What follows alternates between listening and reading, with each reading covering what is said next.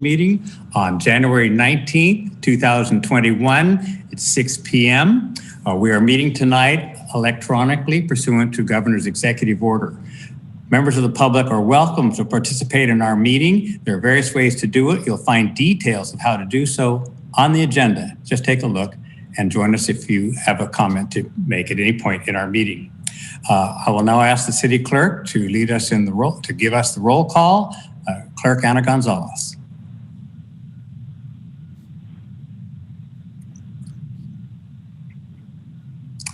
Are you muted, Ana? I am not. Mayor Stollard, I just received a phone call from Vicki and she's having problems logging on. Okay. Why don't we, well, we'll just do a couple little detail things. This is Jay from IT. She's connected to the public side, so let me get her moved over right now. One moment. Okay.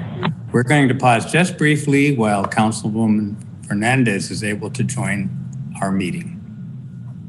I think I'm here. Ah. I'm sorry. That's all right. We all have these challenges in this age of electronics. So my link wouldn't work. Okay, I think I'm here. Sorry. All right. City Clerk Gonzalez, are you ready to proceed? Yes. Please do.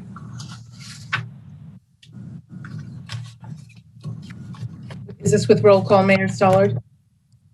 Yes. Okay, thank you. Mayor Pro Tem Vega? Present. Councilmember Fernandez? Present. Councilmember Landsberg? I am here in body and spirit. Thank you. Mayor Stollard? Here. Thank you. Thank you. The record shows then that all members of the council are present. We will now proceed to the Pledge of Allegiance. Rich Landsberg, would you honor us with leading us in the pledge, please? Yes, can we stand and hand over heart? Ready?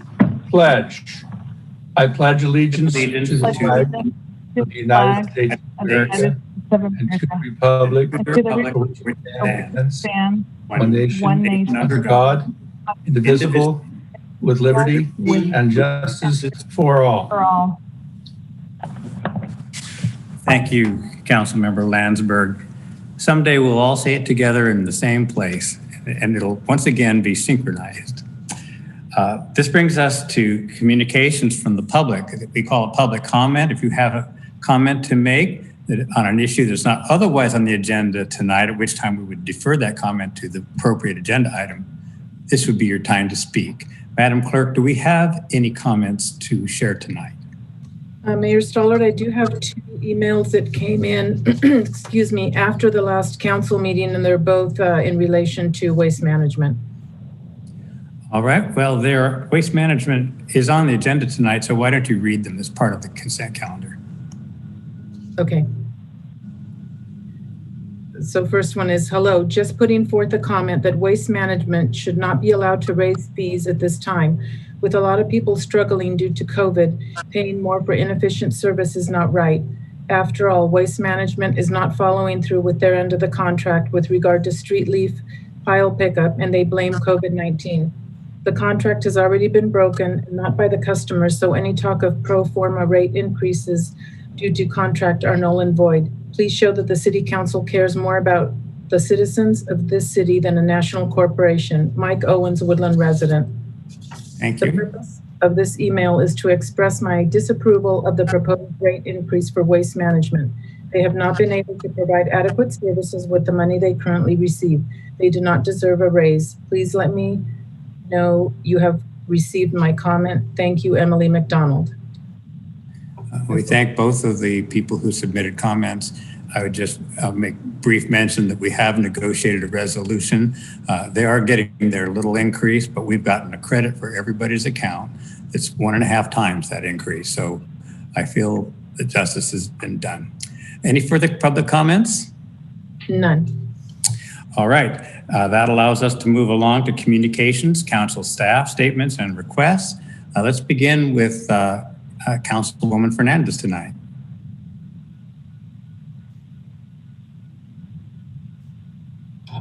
Good evening. Thank you. And a couple of items that were addressed this week was a visit to the police station and fire station. So thank you to Fire Chief Zane and Police Chief Calf for their hospitality and their overview of their departments. I appreciate that information. Also attended the district and Woodland Community College and Yellow County Office of Education 3x2x2x1, and had the pleasure of collaborating with them and looking forward to their issues addressing COVID and the impact of the attack on our Capitol was an issue for students that I think as a community we should address. Also talked about the Dr. Martin Luther King celebration that's coming up with the county on January 26th, which is a reminder of the importance of nonviolent demonstrations and our ability to work together to make change in a nonviolent way. Also, the Yellow Solano Air Quality Management District is having their grant cycle open up coming up in February. So if you have innovative ideas or things you might like to use to improve the air quality of Yellow County, their grant applications will be opening up in February through May. And just want to continue to support and advocate for our students and families in these difficult times, and look forward to tomorrow's celebration and the inauguration of our new president. So that's it for me. Thank you. Thank you, Council Member Fernandez. Council Member Landsberg. Thank you, Mayor. Good evening to you. It has been a couple of busy weeks for me. Starting on January 7th, I'm a member of the Executive Commission on Homelessness. One of the main points of this particular meeting is that because of the COVID issues, we're seeking an exemption for the 2021 point in time count for unsheltered individuals, not the sheltered, just the unsheltered. At a minimum, there's still going to be PIT for those who are sheltered. We're one of several agencies who are asking for this exemption this year because of the COVID situation. What this means is we may not get a pretty accurate count of the actual homeless in our city and in our county this year. Also, we're pleased to report that Project Home Key has been further funded by HHSA through the month of February. In Woodland, for those who don't know, we have 53 hotel rooms available to people who find themselves in a homeless situation. And as I understand it from our staff member, Dan Sokolow, these 53 rooms are pretty much utilized on a nightly basis, which is good. Sad, but good. But for these 53 rooms, these individuals would probably be on the street.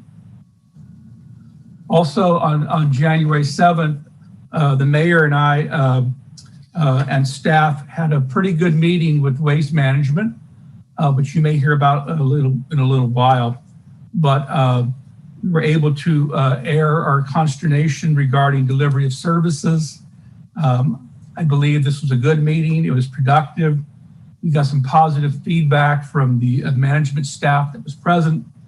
And I think that resulted in the consent item on tonight's calendar with a favorable outcome for our ratepayers in Woodland.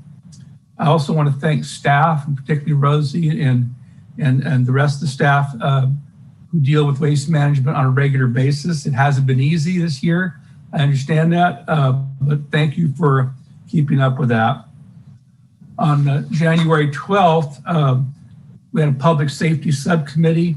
Councilwoman Fernandez and I had a good update from both Chief Zane and from Chief Calf on the projects they are working on to improve delivery of services more efficiently with safety on their mind for all of us. And so I'm glad that both chiefs have a good plan for their departments. On January 14th, Mr. Mayor, I was able to listen in and watch the League of Women Voters public forum, District 3 candidates. I want to thank the League for sponsoring that public forum. It was very helpful to listen and learn from those candidates and hear their views on what we do and what we don't do. So it's always good to have a diverse view. Lastly, I am glad that Woodland and Yolo County are back in the purple. However, this does not mean that we're out of the woods. We have a lot of work to do still to slow this thing down. So, and the reason I say that is because this week I'm troubled by some messages I got from constituents who are photographing groups of individuals, maybe as much as 100 in a public setting. It's disturbing to see that. No one said that could happen at this point, but you're playing with dangerous fire there by gathering such large numbers without being safe to do so. So I hope that these events don't lead to further increases in cases. Let's stay in the purple, let's keep improving. That means that we ought to do our part. Thank you, Mr. Mayor, that's all I have. Thank you, Councilmember Landsberg. Councilmember Vega. Thank you, Mr. Mayor. So I also had lots to learn and lots to take in as I started to attend some of these council assignments. So I attended the Yolosa Basin Groundwater Agency Board of Directors. It feels like alphabet soup these days, but I also attended the Infrastructure Subcommittee and Economic Development Subcommittee. Both of those were very informative. I really appreciate the time staff took to put together a very robust agenda for us to learn about the progress and of the existing projects and the planned projects for our community.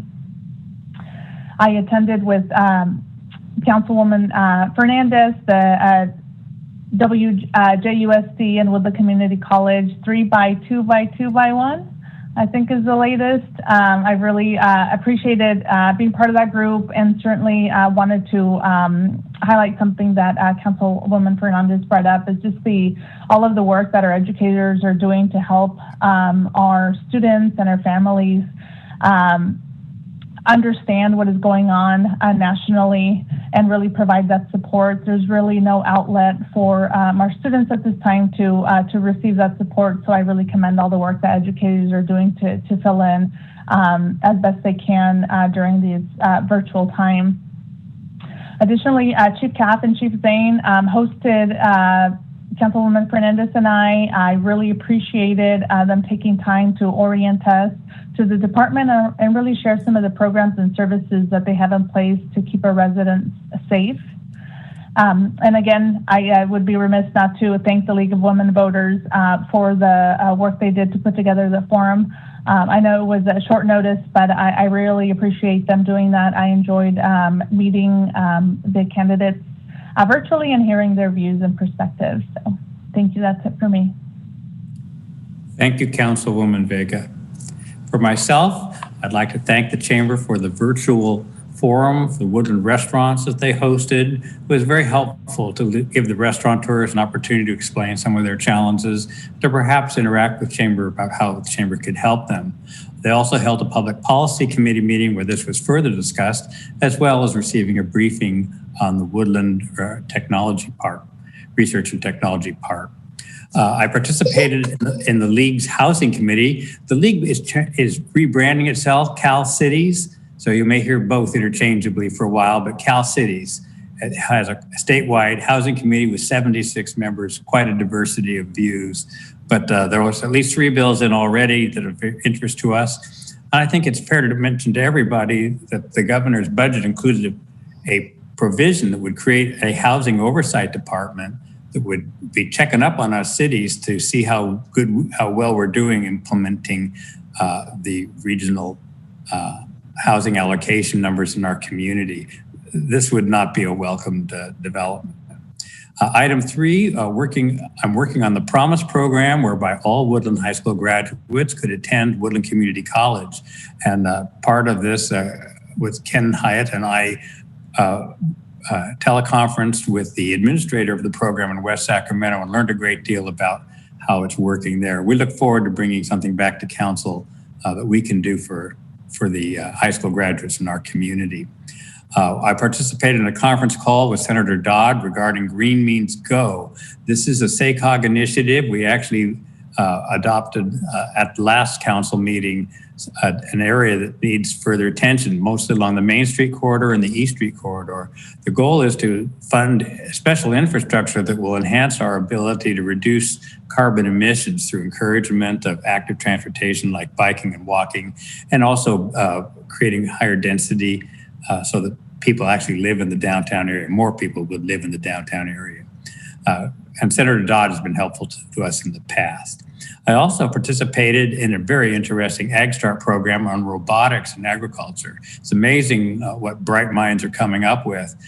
There's a labor shortage in agriculture, and our farmers, in order to get their crops in, really do need the assistance that technology can provide. We, for example, saw a machine that actually picks strawberries very delicately, but it picks strawberries. So I'm very proud that Ag Start is at home here in Woodland. We have our city manager, Ken Hyatt, to thank for that, and John Salop, who also administers the program. They're also the ones developing the wet lab facilities we've heard about recently, 30 wet labs at the building on Main Street at the railroad tracks. Okay, and then I also participated in the infrastructure subcommittee and the economic development subcommittee. And it's just amazing the things that are going on. Even throughout a pandemic, our city is still moving forward with lots of important projects, and it was great to get a briefing on them. The Woodland Tree Foundation and volunteers, including Steve Coyle, planted approximately 24 trees at the new shelter on Saturday, and I'm very grateful to them for that work. Those trees will bring shade that will be a benefit to those at our shelter, as well as helping with carbon emissions reduction. And now I'm going to conclude with what I call the Mayor's Minute. There are more than 60,000 of us in Woodland, but tonight I address you as my fellow Americans. The events of January 6th will not and should not be forgotten. We in public office swear an oath to defend our country against all enemies, foreign and domestic. On that day, we saw the power of our domestic enemies. It was an insurrection that violated some of the most sacred spaces in our nation. It put at risk the lives of those duly elected to represent us, and it resulted in the tragic untimely death of 2 police officers as well as 3 participants. This should never have happened. It was the direct result of a lie, endlessly repeated, that the recent election was fraudulent. It was not. That lie, carelessly spread together with much heated speech, provoked some people already inclined to violence to act out their inclinations. Others, I believe, got caught up in the heat of the moment. They might have behaved properly had they not been goaded and swept into irrational action. Thankfully, it wasn't much worse, but we can no longer compliment ourselves on the peaceful transition of power. The outgoing president still has not conceded, nor will he remain at the side of his successor at tomorrow's ceremony. May we, in our corner of this country, do our part to celebrate civility, to always do what we can to contribute to peace, and to always be able to disagree without being disagreeable. Mr. Manager. Good evening, Mayor, members of the council. City manager reports tonight will be light. It's been an extremely busy past 2 weeks. I want to thank all the council members and staff for carving time out of their calendars to get these subcommittee meetings set up over the past few weeks, and much more information to come on those. But it's a lot to try to get 2 new council members orientated to the city operation, and at the same time provide them with a foundation of information with all that's going on. So appreciate all the effort there. And I participated last Friday with all the other city managers and Pat Blacklock, the county CAO. Two topics were the primary point of discussion. One was coordination around the vaccine distribution here in Yolo County and what the county is experiencing in terms of some challenges to, one, get public information out to community members as to how to access vaccine and when that will be available to their groups, and then also just communication between the health providers here in the county. And much work being done there. I'll provide a little bit more detail in the COVID update on that. The other topic was how we as cities in the county can coordinate around implementation for the SB 1383, which is the green waste reduction and food recovery programs, again, which is another topic later on this agenda. So good coordination efforts continue throughout the county amongst our jurisdictions to maximize our efficiencies and improve lessons learned as we move forward. Also want to report some positive news. The library reopened to the public this week. So by appointments, citizens can go to the library and schedule an appointment to check out books from the library. Quick look at upcoming meetings here on long range. The next meeting on the 2nd, two agenda topics of note. The first is a follow-up from a request from council to host an investment policy workshop. So share both with the new council and the community how the city goes about investing its funds it has available in its reserves and other funds in a manner that align with the values of the community, but at the same time maximize returns on those funds. So we'll be conducting a workshop primarily geared to educate the council on what our policies currently say, and then receive feedback and direction from the council, any refinements and updates that we would like to do to that. We will also be bringing back the Mayor Pro Tem rotation discussion, which has been a topic of discussion on a few prior agendas, but as we sift through different approaches and how to amend the code to address the rotation of the Mayor Pro Tem, we'll be outlining some options again for the council to give direction on and potentially take action. And then for February 16th, I hope to review with the City Council the prior 2-year goals of the council and use that as an opportunity to help get input and feedback from the council on where they would like to align their efforts moving forward. And that would be leading into the council retreat, which, working with the mayor on the council, I believe we're zeroing in potentially on a February 20th council retreat date to help create an opportunity for the council to develop a strong working relationship heading into the next couple of years. And then lastly, on the 16th, we will provide the council with the annual mid-year budget update. So we'll be reporting how we're trending this year on the budget and what we expect throughout the balance of this current fiscal year as we turn to preparing the budget for 2021-22. So with that, I'll turn it back to you, Mr. Mayor. Thank you, Mr. Manager. And now we turn to item F on our agenda, presentations, and the subject is the Dr. Martin Luther King Poetry Contest winners. Mr. Manager, do you wish to introduce this item? I'm going to ask Christine Engel, who's been working with our students in the school district to put on this great program. Absolutely. Good evening, Mayor and council members. I'm Christine Engel, the Community Services Director. And tonight we have 2 of our poetry contest winners who will be presenting the poems that they submitted for entry. In order to celebrate Dr. Martin Luther King Jr. this year, we did have 3 ways that the public could participate virtually. One way was with a youth poetry contest, which you'll hear from the winners, and then a chalk mural contest. And we have some slides showing the police department's submittal, as well as the winner of the chalk contest, who is a 5th grader from Beamer Elementary School, Joey Hernandez Hill. Jay, if you could advance the slide, that would be great.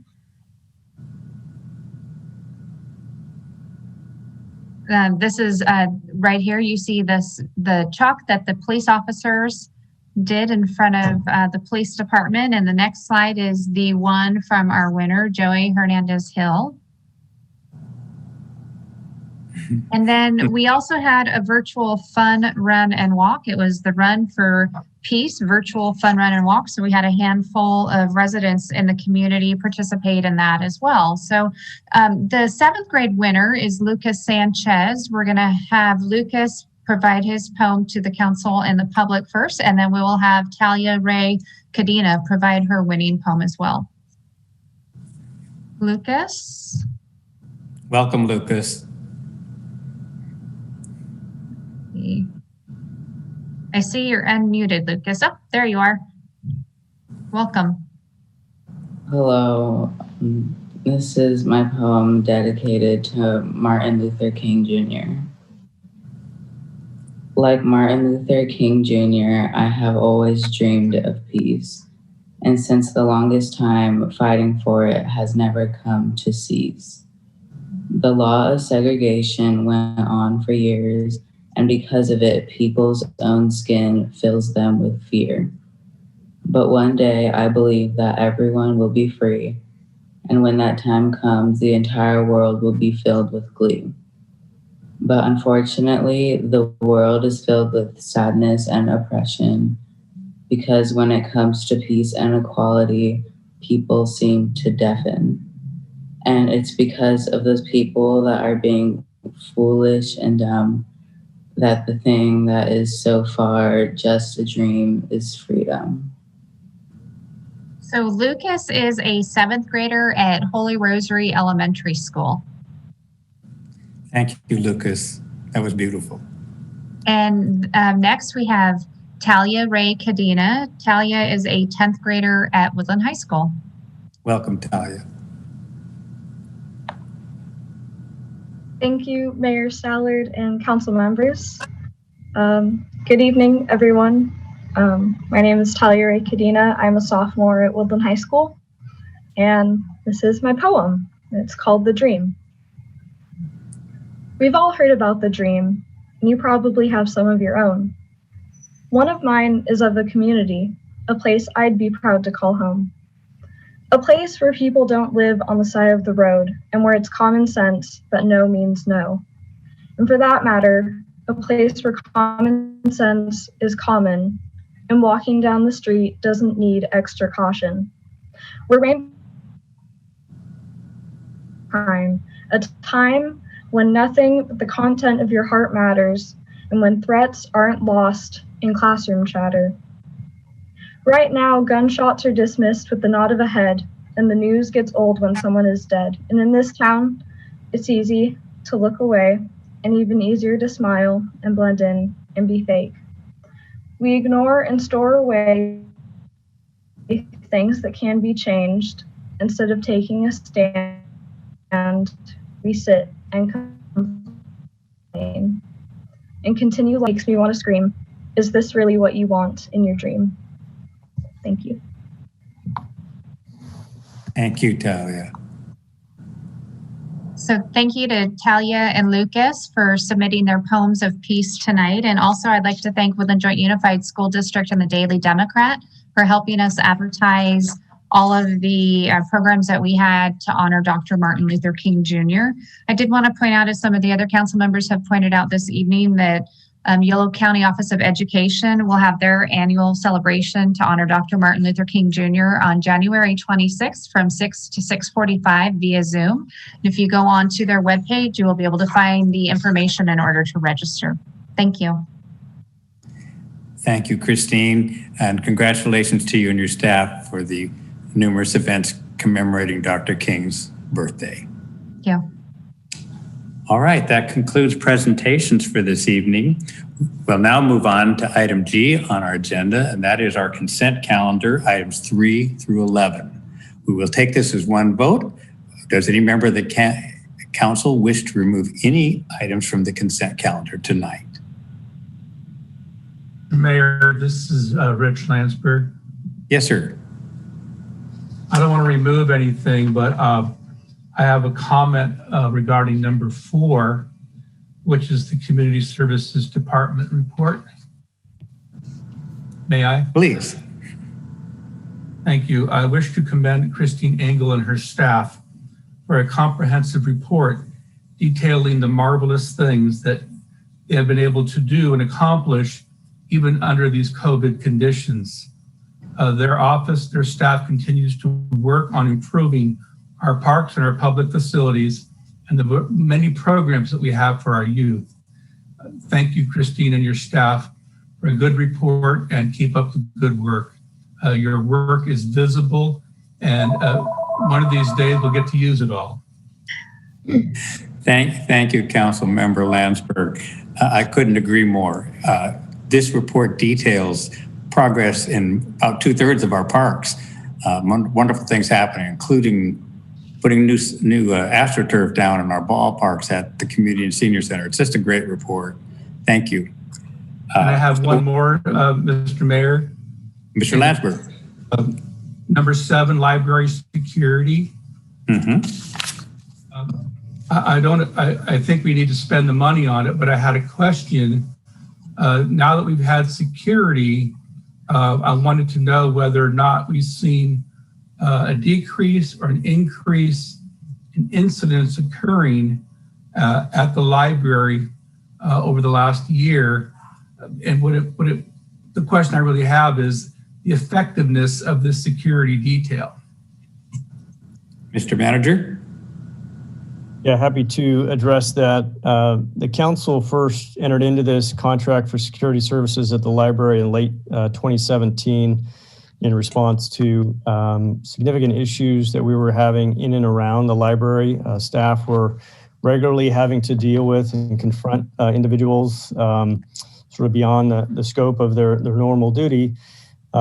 Since 2017, the services that have been provided there in talking with the librarian, Greta Galindo, have significantly reduced the incidents on a monthly basis. She estimates we were averaging around 100 incidents that staff would interact with challenging individuals. And as a result, we're now closer to about a 20 to 25 incident per month condition.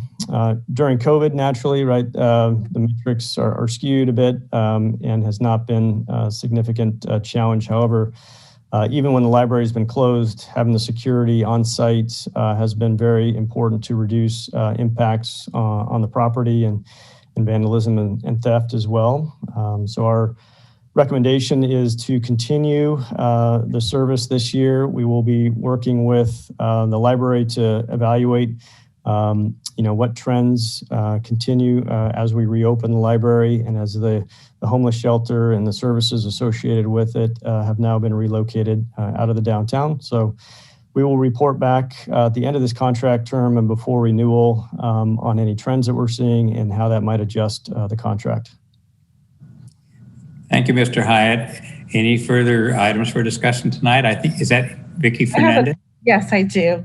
And just to echo Ken's response, on January 11th, I attended the library board's meeting, and they did mention the fact that they felt that the security was crucial to their ability to do their work, and that they felt that it was pretty effective to have that support for staff and for when it was open for residents to use the facility. So I do feel that they appreciate our ability to provide that security for them. And I had a question regarding item 6 on our consent calendar. Please ask your question. The expansion of the family leave and emergency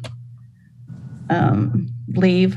The date on that, the extension on that is March 31st, 2021 is what we're looking to extend it to.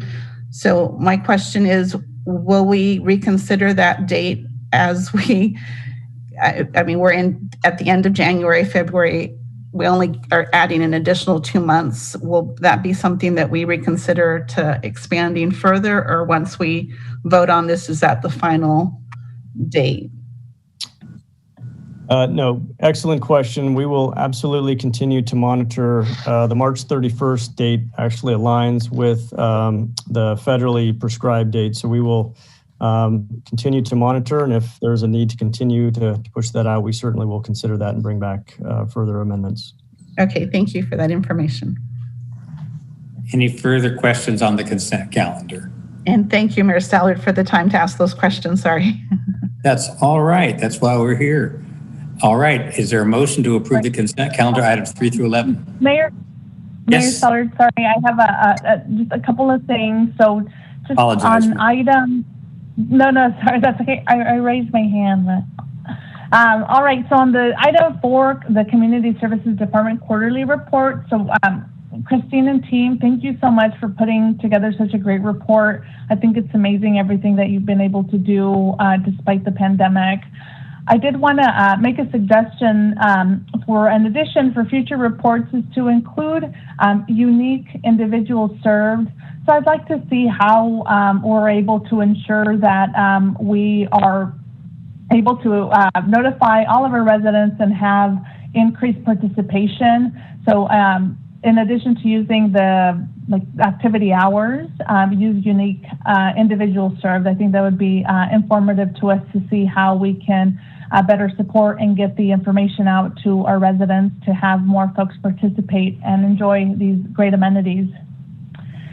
And then Mayor Stallard, on item 11, hang on a second. I have to, my home is within the 500 feet of the subdivision that was going to be discussed, so I am going to recuse myself from voting on item 11. Thank you, Councilmember Vega. Are we now ready for motion? Mr. Mayor, Rich Landsberg will make the motion. Second. To I'll the second. consent calendar. Thank you. I'll second the motion. Thank you. So we have a motion by Councilmember Landsberg, seconded by Councilmember Fernandez to approve the consent calendar.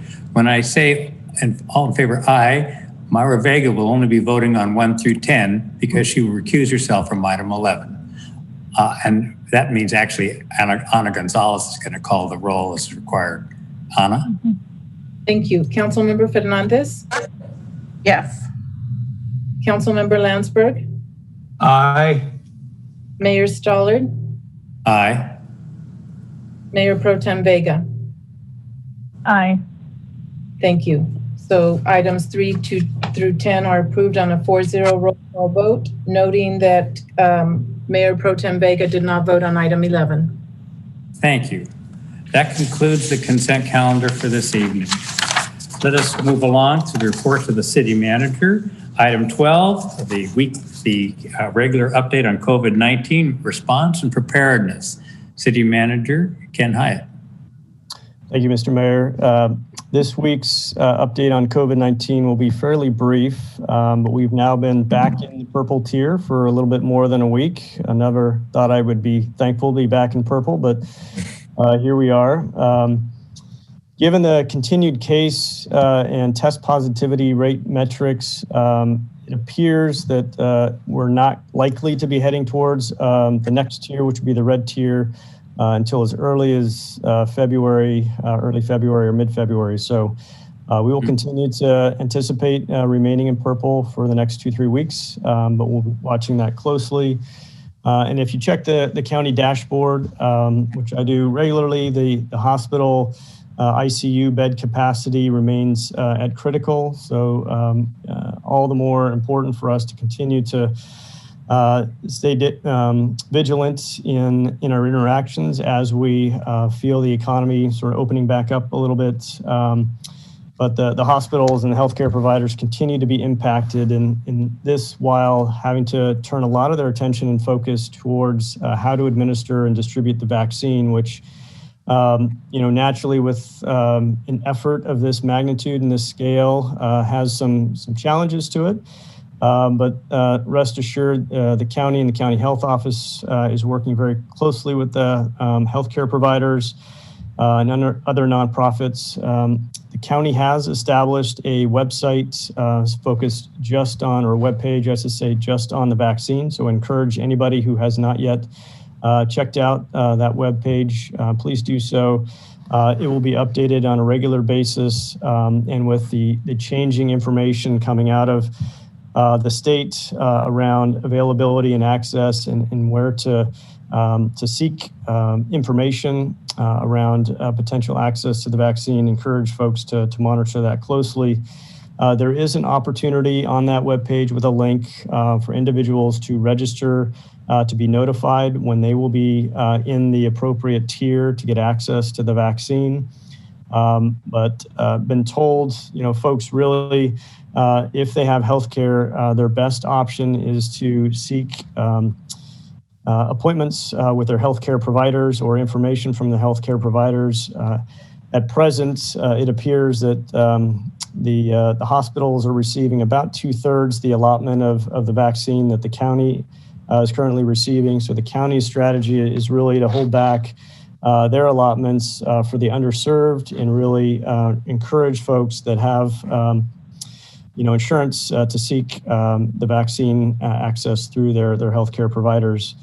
The county has also established an advisory group to meet and share information and develop strategies both around public information and administering a much more coordinated effort for the vaccine.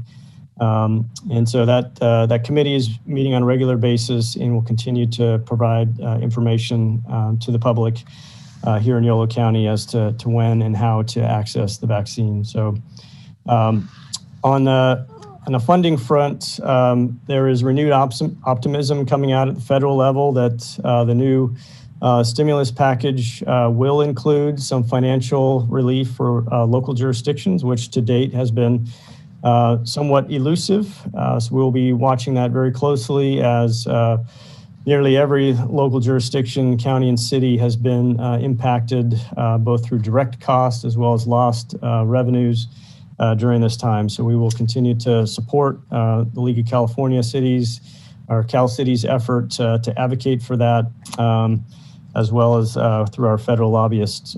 So that concludes this meeting's COVID-19 report, but happy to answer any questions the council may have. Thank you, Mr. Manager. Are there questions from the council on the update? Mr. Mayor, I have a question for the city manager. Please proceed, Mr. Landsberg. And perhaps for you, Mr. Mayor. So, Mr. Hyatt, just an hour ago on the news, the media is reporting that Yolo County is woefully short of product, vaccines. And I wonder, is there something we can do as a city to help the county along and, write to somebody, do something to help the county improve the lot of vaccines available to our county? Dr. Sisson is not happy with, in fact, she labeled it as incongruent delivery of vaccines to our community. I wonder if there's something we can do as a city to help Dr. Sisson and the county contact the state to improve our a lot of vaccine. Yeah, absolutely. I'll reach out to Dr. Sisson tomorrow to see what her advice would be in terms of what communication, what effort would have the most impact to change that. Mr. Manager, I actually put my thumbs up because I thought the comment was going to be that Sunday, the rate of new cases was substantially below the prior Sunday. So although we're still deep in the woods, we're in a better position now than we were a week ago. So that may mean that whatever surge may have followed the Christmas gatherings may now be dissipating. We can certainly hope that is the case. But I agree, we'll probably be in purple territory for a while. Thank you for the report. Any other council member wish to offer comment or question? Madam Clerk, has any member of the public expressed a desire to be heard on this issue? Hearing none, we will now proceed to item 13. This is Senate Bill 1383, which was passed in 2016, relating to short-lived climate pollutants. but actually has some really big impacts for our city. So, Mr. Manager, do you want to introduce this? Certainly, I'll do a real brief introduction, and then going to have staff, Rosie Ledesma, provide the report to you. The presentation is intended to give the council just an initial sort of grounding in what this bill contains and what our process is to, as a city, evaluate the implications for us, both as a municipal operation, but also as a community in order to comply with this bill. It's, as Rosie will explain to you, pretty complex and broad in terms of its scope, and it impacts literally every member of our community in one way or another. So we're working with staff to really digest and evaluate how we as a city need to respond to this new state requirement. But rest assured, every city in California is grappling with the same challenge, with a deadline looming as early as next year to have programs implemented, and the year following that in a position to be subject to potential fines should we not be able to achieve compliance. So I suspect this is going to be somewhat of a moving target given everything else the communities are dealing with at the time. But we do need to move forward, because eventually this type of bill will be one that we need to be able to implement. And so we've started some conversations countywide with our partners, city partners here, as well as the county partners, to better coordinate and understand how we can collectively move forward with a program, since a lot of the constituents that are going to be subject to these new programs and policies across our jurisdictions, and therefore we're best positioned if we can provide programs that talk the same language regardless of which community you're in. So with that, I will turn it over to Ms. Ledesma, who will walk you through the presentation. And again, tonight is largely informational. We welcome any feedback or comments or questions or suggestions.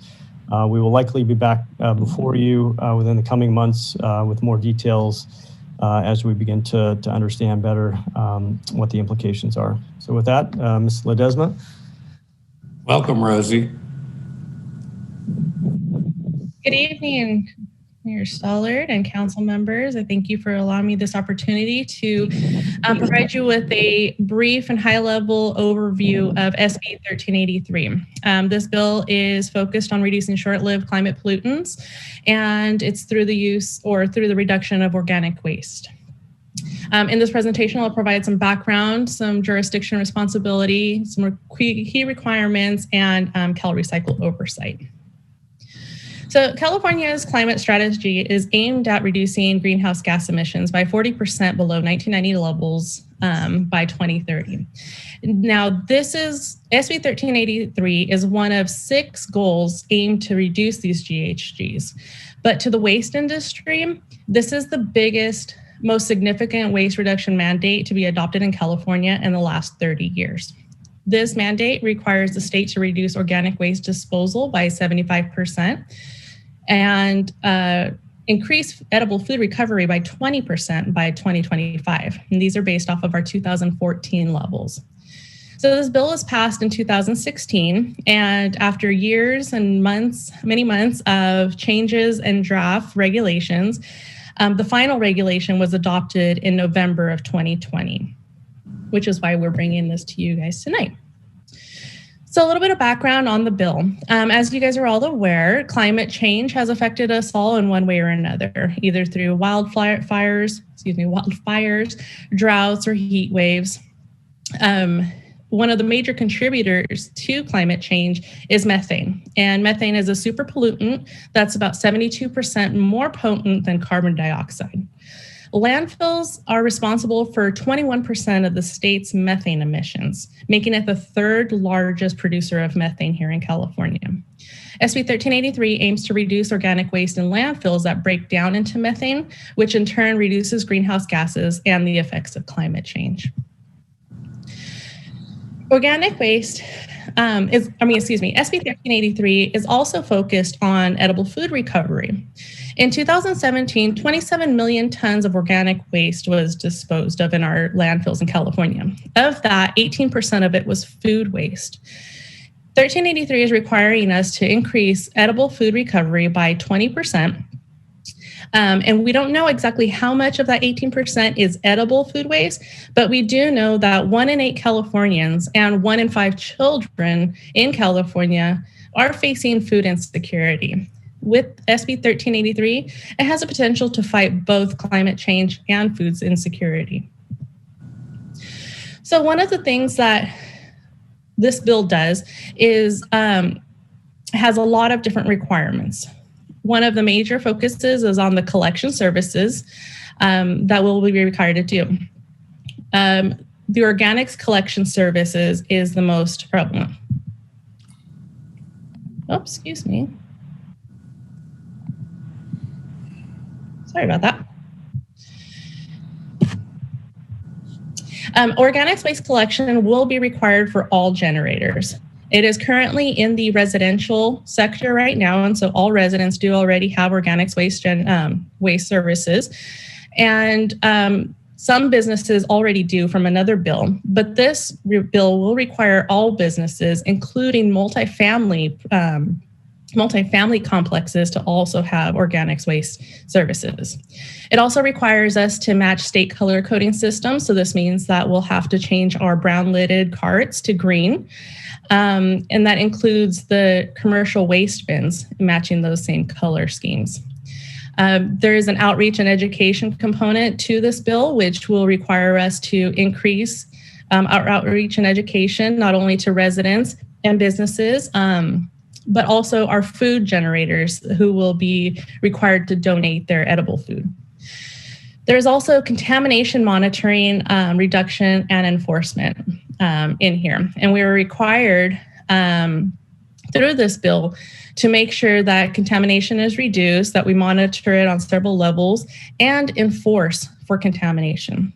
This is where our Waste Wizard program that we just introduced last year will come in handy to help eliminate some of the contamination questions that we have, as well as the potential smart truck program that may be able to help us meet these monitoring and enforcement requirements on contamination. Another requirement that we have is procurement. We will need to procure compost, renewable natural gas, and electricity derived from organics recycling. And we'll have to do that on an annual basis. CalRecycle will give us a number that we'll need to procure each year, and we'll have to make sure that those requirements are met. Our paper procurement will also need to make sure that our policies require that our paper that we purchase is recycled and it can be recycled. We also have to adopt and enforce our construction and demolition recycling ordinance, which requires 65% recycling diversion on all construction and demolished projects, as well as our model water efficient landscape ordinance, excuse me, that's a mouthful, which also requires mulch and compost to be used in landscaped areas. Those two ordinances are currently already adopted and being implemented. Another requirement we have is our infrastructure, is evaluating the current infrastructure, and figuring out our capacities. Here in California, there's 180 composting facilities, only of which 34 are accepting food waste. Fortunately, the Yolo County landfill opened up their composting facility last year, I believe it was, and we're in the talks, or we're currently in the process of securing our capacity for our organic waste to be processed at that facility. We also need to take a look at the edible food recovery facilities and their capacities, which we Ken alluded to earlier about making those initial conversations with the county and our colleagues and the food recovery organizations. So the edible food recovery program is by far the largest component, I think, in this bill. It is fairly new to us in the waste industry and is probably going to be one of the biggest hurdles for us. So this edible food recovery program requires that we identify and we identify the food recoveries organizations and their capacities and looking at what they're able to process. Providing outreach to our food generators. Those are broken up into 2 tiers, tier 1 and tier 2 generators, which are the larger food generators and the smaller ones. And I'll talk about that in just a second. We'll need to monitor and inspect these food generators for compliance and food safety measures, and then provide the reporting and enforcement mechanisms. One of the things that we'll need to do is adopt an ordinance that requires this and provides enforcement mechanisms in that ordinance so that we're able to meet these requirements. And going back to the tier 1 and tier 2 food generators, tier 1 generators are things like your supermarkets, food distributors, food manufacturers, and there's roughly 18 of those here in Woodland. Tier 1 generators are required to donate their food, their edible food, by 2022. And tier 2 generators are required to donate their food by 2024. Now, tier 2 generators are things like restaurants, cafeterias, and some of the smaller food generators. And we have about 7 of those here in Woodland. So another requirement for this bill is inspection and enforcement. So we're required to adopt an ordinance by 2022. Now, this ordinance must include an enforcement mechanism. We'll have to have a tiered fine component to there for businesses or residents or entities that are not meeting these food recovery or food waste recycling requirements. We'll also have to monitor and educate everybody. So this will be an annual education process where we'll need to educate not only residents, but businesses, provide inspections, and then just educate violators. We'll then have to start enforcing businesses and other entities in 2024. Those include notices of violations and then actual penalties. So there's also a state enforcement requirement that begins in 2022. Cal Recycle will oversee and monitor the cities and jurisdictions for compliance. We'll do an annual review or quarterly if needed. And then they'll determine if violations were made. If we have not met some of our requirements, they may authorize corrective action plans. And if we still have not corrected those, we may face penalties of up to $10,000 per violation per day. And that's something I do not ever want to see for the city. I hope we don't ever get there, and I'm pretty sure we won't. So as you can see, SB 1383 is more than just a waste and recycling issue. It involves a lot of different departments and entities that need to come together to work on this. This might entail, new contracts with either food recovery food recovery organizations, or taking a look at our current waste hauler contract to see if we need to change those things in order to meet these requirements.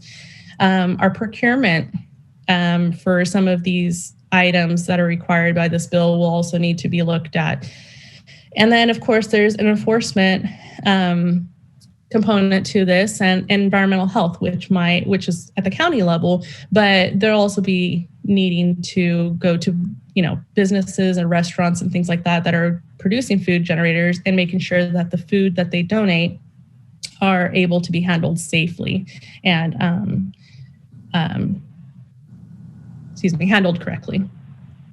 So there's a lot of different components to SB 1383. And like I said, this is a high-level overview of this new bill.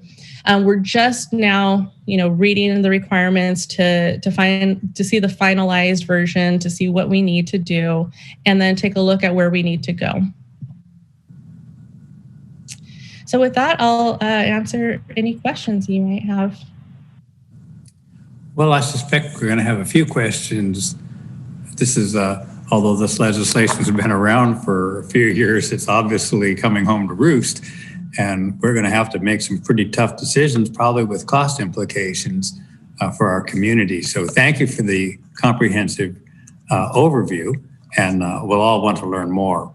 Colleagues, do you have questions for Rosie Ledesma? I see Vicky Fernandez hand up. Go ahead. Yeah, I do have a question. Based on the information you provided us, it indicates that by 2020, we were supposed to have met 50% of the, should have met 50% of our goal by 2020 from 2014. So my question is, did we meet that goal? If that's something that we were supposed to, okay, no.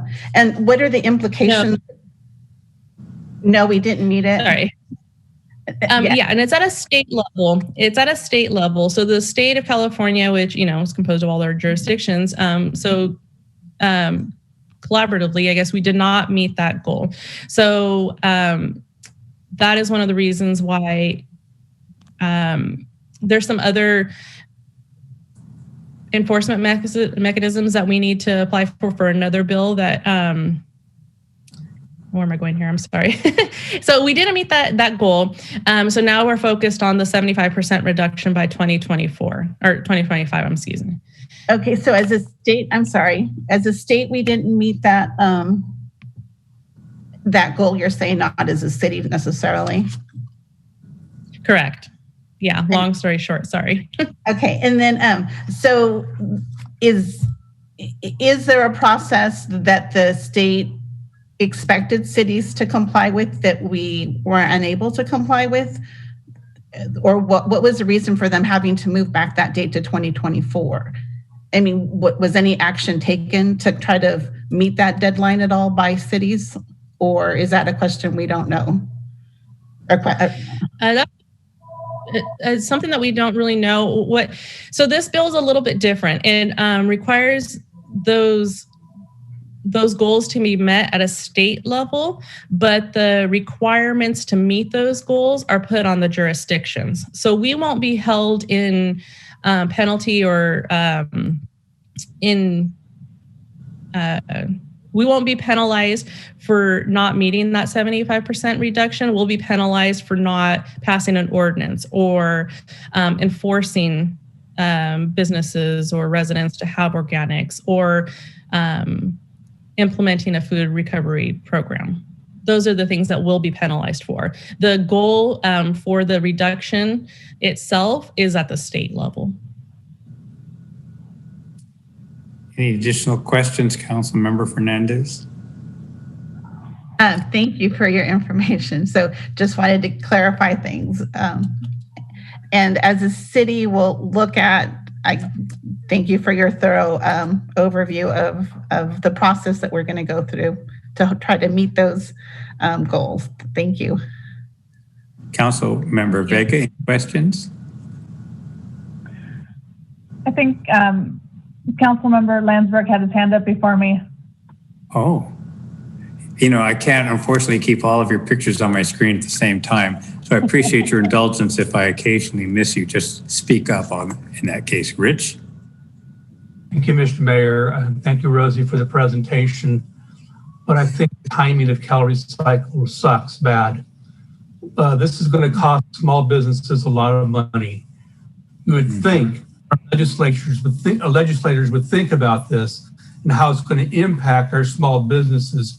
This is going to do nothing but increase their costs and run some of them out of business. So that's the last thing we need, is to have another damn policy that's going to affect small businesses that's put upon us by the state government without looking at every detail before they do it.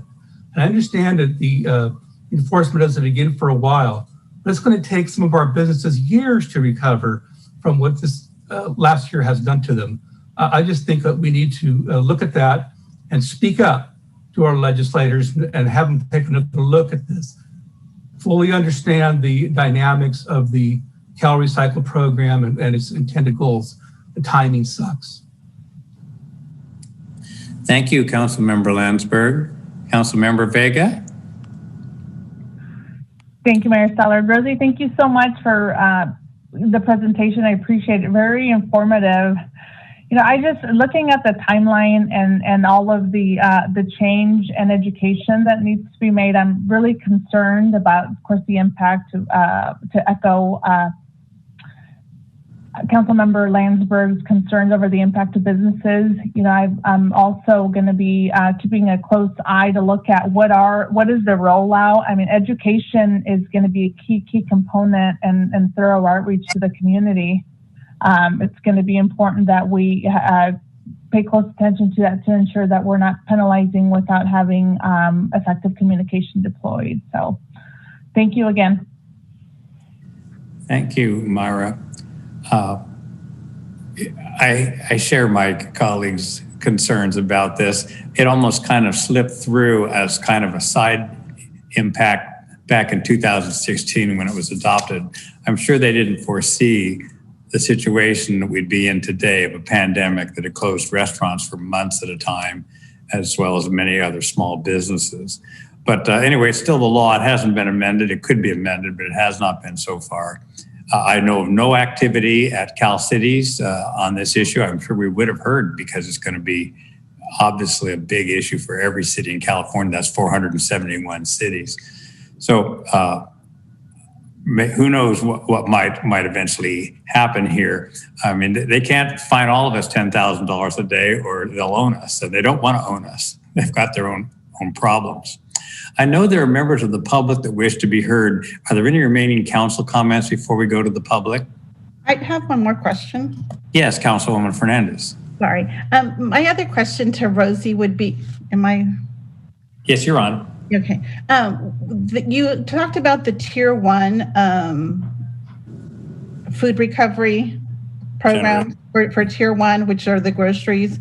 And you said there are 18 of those within the city of Woodland, correct? Correct.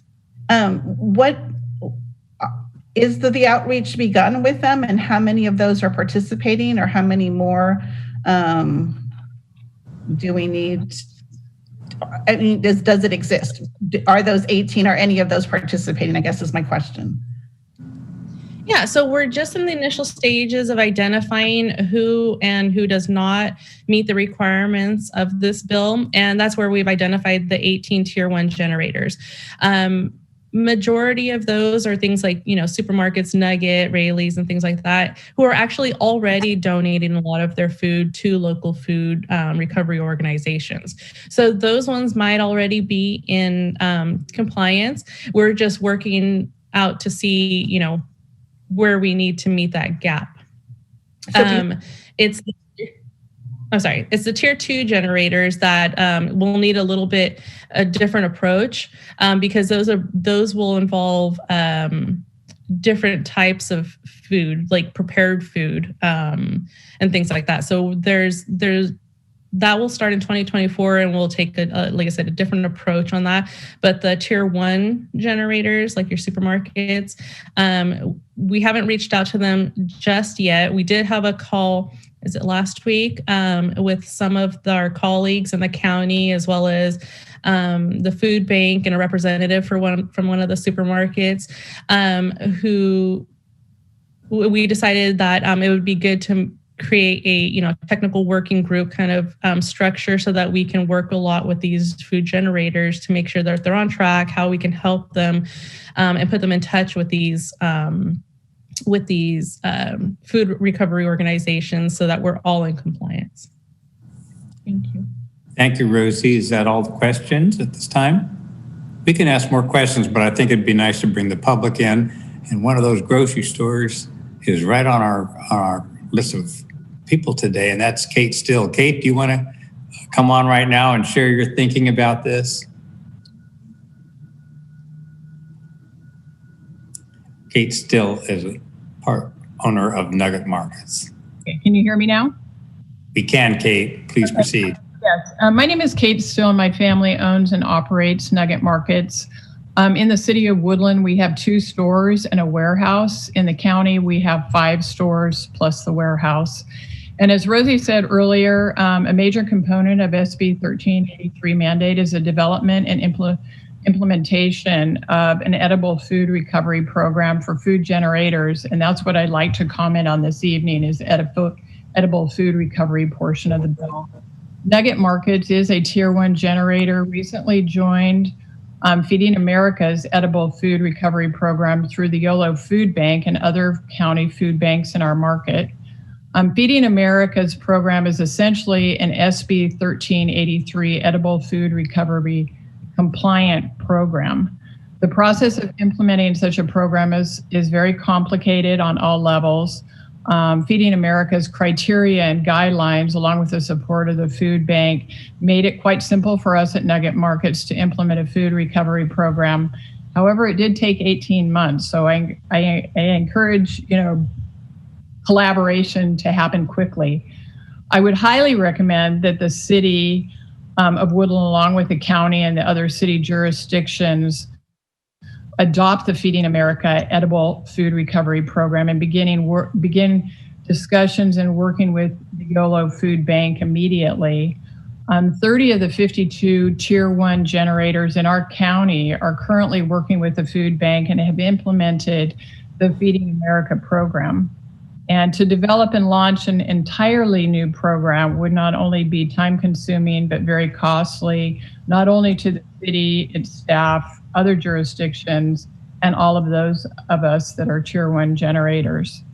To meet the Tier 1 mandate of 1383 in time, for the January 1st, 22, I strongly recommend that the city of Woodland and other jurisdictions begin conversations and partner with the food bank.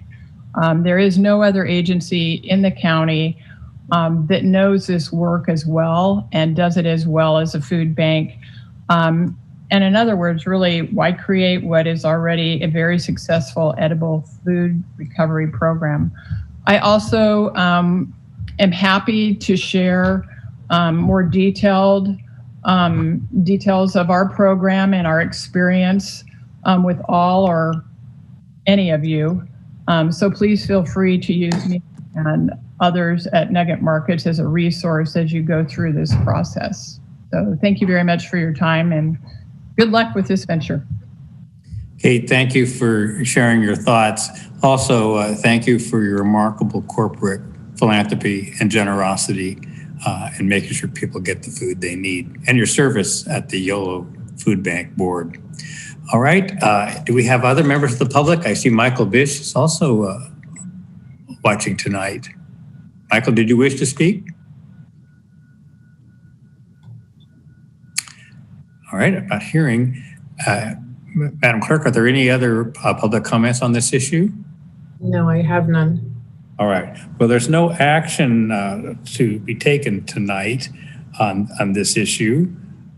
So we'll just consider that concluded for now, but we know that this issue will be back soon. Mr. Manager, what I really would like to see you do is to develop whatever menu of choices are available to us for responding to this legislation and then perhaps allowing us to consider the various options and to pick the one that seems most right for our city, okay? That would be council direction unless any of my colleagues feel otherwise. All right, that concludes item 13. That brings us to item 14, appointment of council member to fill District 3 vacancy. Any introductory comments, Mr. Manager? Yeah, just real quick. As the council knows, the vacancy for the District 3 became available late last year with resignation of Councilmember Barajas to take over his seat at the Yolo County Board of Supervisors. The council gave direction to pursue filling of that vacancy through the appointment process. They established a subcommittee of the council consisting of Mayor Stollard and Councilmember Fernandez. The city issued shortly after that direction a call for applicants, for qualified applicants in District 3, and closed that application period on January 7th, I believe. And then the council proceeded to conduct interviews of the 5 candidates that submitted their applications, followed by the League of Women Voters Forum last Thursday evening. And I will now turn it back to you, Mr. Mayor, to provide a report from the subcommittee to the full council, potentially a recommendation for the subcommittee's recommendation to fill the vacancy. Thank you, Mr. Manager. I'll be delivering the report for the subcommittee as agreed by Councilmember Fernandez and myself. We are extremely grateful that 5 citizens stepped forward and applied for this vacancy. The applications were carefully reviewed. Interviews were conducted with those who were able to make the time set aside for this purpose. The League of Women Voters is to be congratulated for conducting a dignified and fair forum, which gave all candidates an opportunity to share their prepared responses to 3 questions, followed by several audience-generated questions. Moderator Carla Cox is worthy of special commendation for her work, as is the city IT staff, which handled the technical work. I'd like to call out Jay Kimura, who said it was one of the most challenging assignments he's ever had for Zoom meetings. The candidates were respectful and considerate in keeping to the limited time for each response. Several members of the community have submitted email endorsements that have been reviewed as well. After considering all the available information, it is the opinion of the subcommittee that the best prepared candidate to assume this office is Tanya Garcia Cadena. Councilmember Fernandez, do you wish to add anything to this report?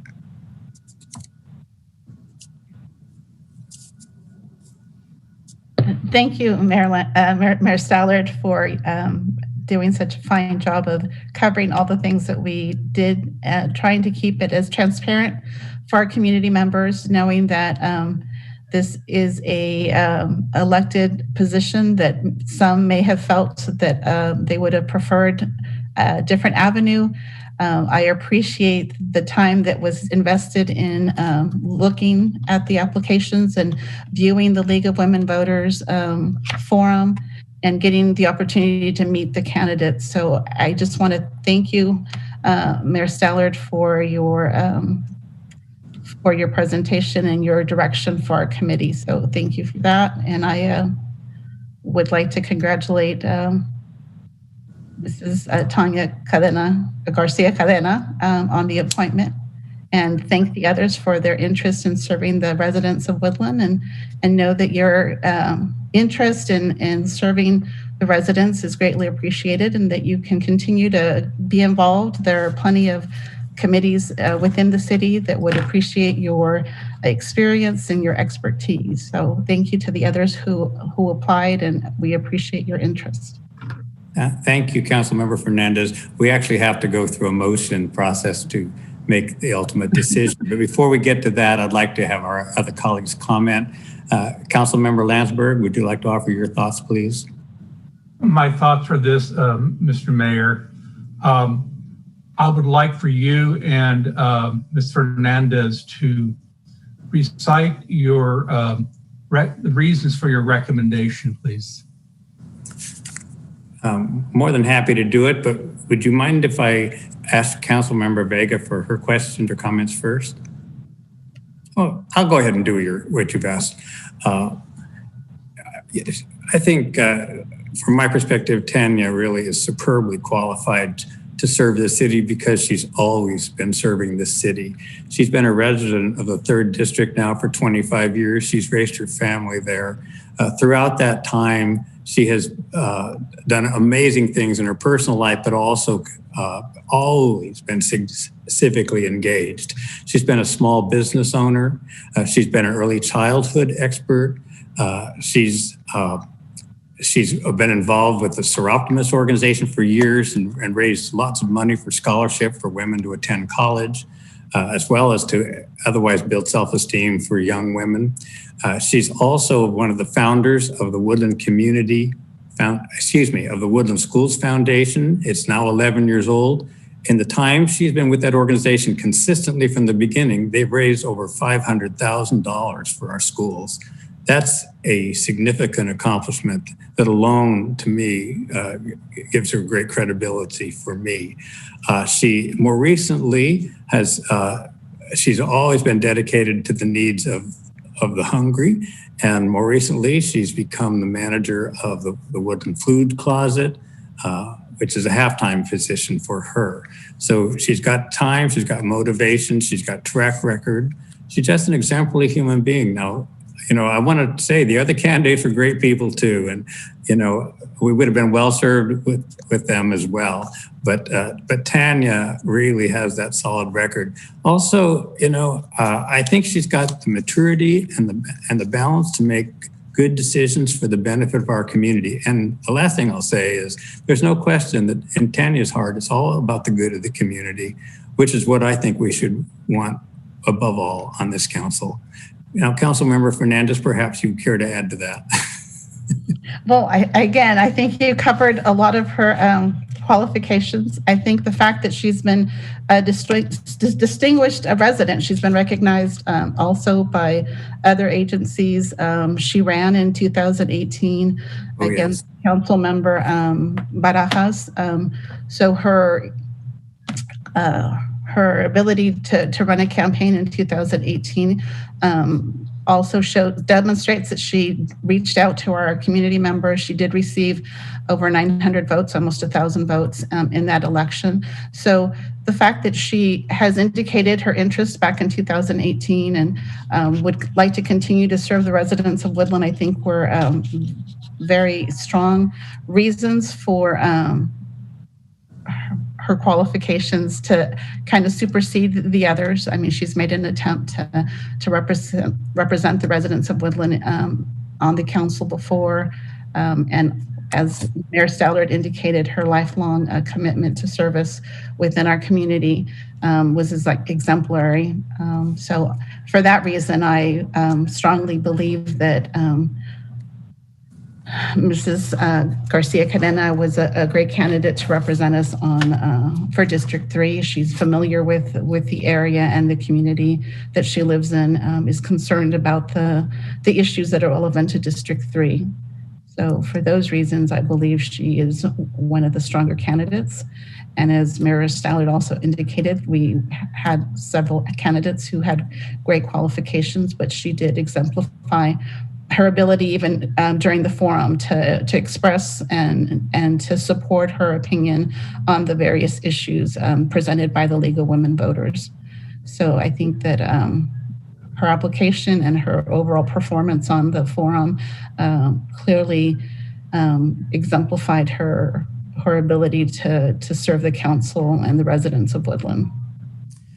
One other thing we didn't mention, Vicki, is that she received the Community Service Award just a few years ago, which is sort of like a Lifetime Achievement Award given to generally 3 citizens each year, recognizing extended public service over long periods of time. So, and also received it from the council, Congressman Garamendi's office, Woman of the Year, I believe, a couple years ago. So she obviously has been involved throughout the area and advocating for our residents and our needs.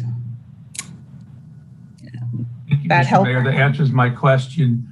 I want to thank you and Councilmember Fernandez for taking the time to do this. I know that both of you put a lot of time and energy into this, and I just wanted to make sure that you gave everyone a fair shake and you're doing the best for our community. Thank you very much for your efforts. Thank you. Thank you, Rich. Councilmember Vega, any thoughts on this? Yes. So Mayor Stallard and Councilwoman Fernandez, thank you so much. I know this was an undertaking that you guys accepted with great pleasure and great pride. I appreciate you taking time to interview all these candidates and provide this recommendation. There are 3 questions that I'd like to ask, and I would like to hear your perspective as to whether Ms. Tanya Garcia Cadena is this candidate, because in my mind, as I thought about how do we choose a District 3 representative that is going to appropriately represent the district and really advocate for folks within the district and then the city at large. So here's the 3 questions. Is Ms. Cadena Garcia a well-rounded candidate who volunteers and works in our community? First question. Does she have experience working with nonprofits and partnerships that are composed of public, private, and businesses that address community needs? And then the third question is, does she have an informed perspective regarding the needs of our community and a proven track record in working together with community stakeholders, most of all, and the local public departments to find solutions to pressing needs? I'd just respectfully say I think her application answers all those questions, and I did circulate the applications to all members of the council. But perhaps Vicki would like to, for the benefit of the public, share responses to those questions. Vicki? Well, I can clearly say that all those questions is a definite yes. I think that she has demonstrated an understanding of our community, of a passion to serve our residents. She has had a lifelong of commitment to service. So I think that to all three of your questions, she understands District 3 and the residents of our community. Her family has been here for several generations. She seems to work and collaborate with nonprofits and private industry. I think the fact that during a time of financial difficulties, she stood up with several community members to make a difference in our schools through the Woodland Schools Foundation, and they have worked tirelessly to make sure that the students within our community did not go without the necessary equipment and needs that they had. So I think that her application, as Mayor Stallard indicated, and her response at the forum indicate that she definitely is a candidate that would represent the city of Woodland well on the city council. So yes to all three of your questions. And although she owned her own small business, she actually is the executive director of the Yolo Food Closet, which is a nonprofit organization. So she's worked on the private sector side as well as the private nonprofit side. So the last thing I think I'd like to say is that she's widely respected. She's got a wide engagement and following throughout the community, and everybody has something nice to say about her. So I think she'll bring goodwill to her work here at the City of Woodland if we select her. So any additional questions before we proceed to motions? Mayor, Mr. Landsberg. I would be pleased to make the motion to adopt the recommendation made by the subcommittee. Thank you, Mr. Landsberg. Is there a second to that motion? I'd like to second Councilwoman Vega. Thank you, Council Member Vega. So we have a motion. Mayor, sorry to interrupt, but before we vote on the motion, we should give an opportunity for public comment on this item. Thank you, Councilor Walsh. Is there input from the public on this issue? And Ms. Gonzalez?